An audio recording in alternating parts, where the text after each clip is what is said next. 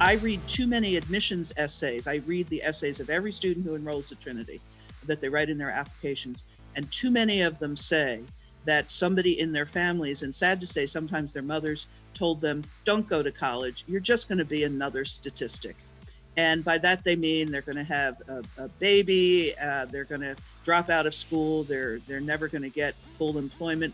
It's terrible. These young women grow up with all of these discouraging messages when, in fact, if you just turn it around a little bit and say, no, you can do that math problem, you can make that science presentation, you can go to Baylor in the summer and do a research project, you can go down to the Hill and be an intern in Nancy Pelosi's office.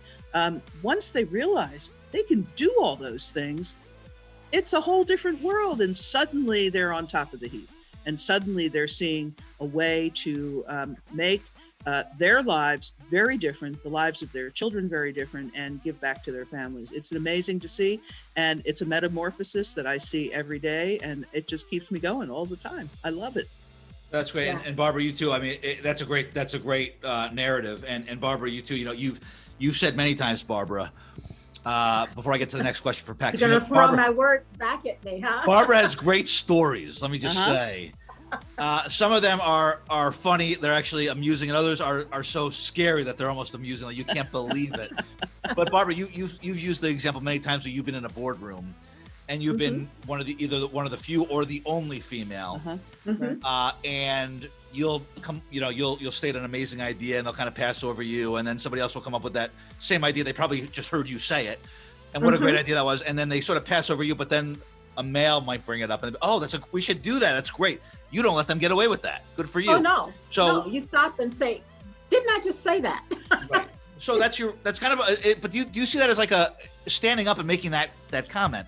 Do you see that as kind of a responsibility is not the right word, but movement, mission, responsibility on your part to pave the way maybe for others as well? Oh, absolutely, I do. Excuse me. And it's I don't see it as a burden necessarily, but I think it's a responsibility that all professional women should have. We should all be responsible for bringing somebody else along the way with us. There's several people that I have mentored over the years that I still hear from. I mean, they're now in big jobs now, but I still hear from them time to time, asking for advice and counsel on various and sundry things.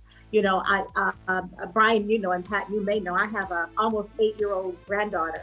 And so I tried to show her when Kamala Harris was running for the vice president, because I wanted Olivia to see that you too can get there one day.